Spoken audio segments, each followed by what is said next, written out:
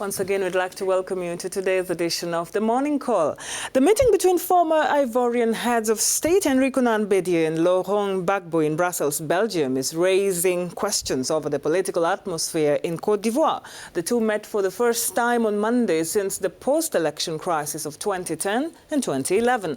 The agenda of this very important reunion mainly focused on the country's political situation, on the national reconciliation process, human rights issues, a reform of the Independent Electoral Commission, as well as the return of Laurent Gbagbo to the country.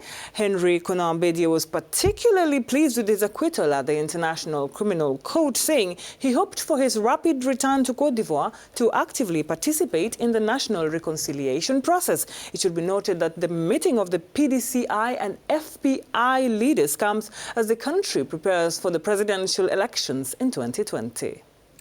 Will this political cooperation between the two sides, Bédié and Gbagbo, foster an alliance?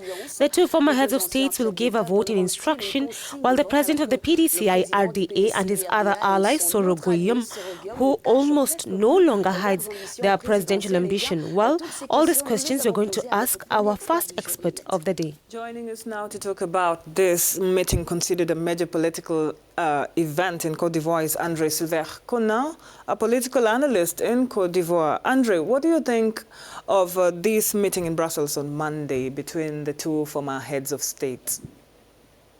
It was a meeting that had been expected for several weeks or even months. The teams of the two personalities were working to bring the first meeting between Henri Konan Bédié and Laurent Gbagbo to a successful conclusion. So it is no surprise that this meeting was held. This is a meeting between two personalities who believe that Alassane Ouattara, the president, is in an adversary position and that they must fight. So it is within the framework of the alliances that are being forged and unwound in Ivory Coast. Do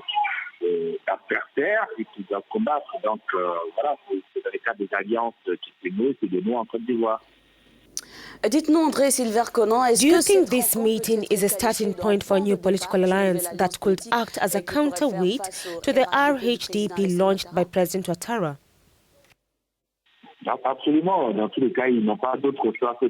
Absolutely. In any case, they have no choice but to join forces. Ouattara with his RHDP, who left the presidential movement. If the other two want to unbolt him, they have no choice but to coalesce him.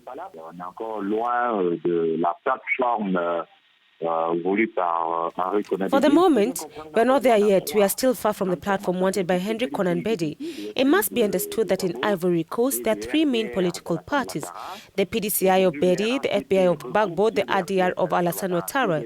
Today, the RHDP brings together the RDR of Alassane Ouattara, the dissidents of the PDCI. Therefore, Bédié and Gbagbo have no choice but to join forces by trying to have Guillaume Soro with them, who also takes the votes of RDR of Alassane Ouattara. Well, this is a kind of recomposition of the Ivorian political scene. And Andre, do you think that these two former heads of state could still play a key role in the country's politics? I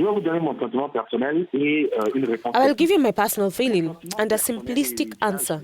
My personal feeling, and I say this to anyone who wants to hear it, is that the big three in Ivorian politics, from Bédié to Alassane Ouattara, who has been running the country since 2011, and including Laurent Gbagbo, who ran it from 2000 to 2011, these three personalities have failed to bring development to Ivory Coast. For several reasons, including a very simple one that I quote very often. In the 1970s, at the height of the Ivorian economic miracle, the poverty rate in Ivory Coast was reduced to 10%. So out of 100 Ivorians, 90 had an average daily income of over $2. Today, we're about at 48%, so nearly half of Ivorians are poor. This is a result of a governance of these three personalities who rule the country after Houphouët-Boigny's death. They are no longer legitimate to run the country after 2020.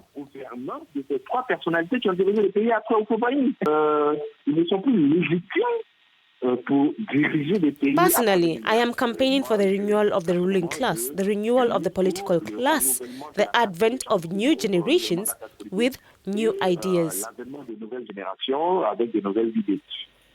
Henri Konan, dernière question, vous l'avez dit. Well, Sylvia, the last question, they're no longer legitimate to lead the country, but yet they can be catalysts in the process of national reconciliation, that is. I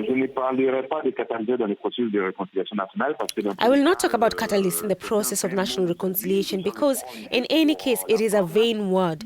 People just take it for granted. But they remain Jerry Rawlings of Ivorian politics. That is, people who have a weight, who can influence the choice of a personality, who can make a kin. It is really undeniable. Within their political party, no one can ignore their anointing, other than their dabbing to run against their political will. Their will, that is. This means that their influence within the political party remains intact.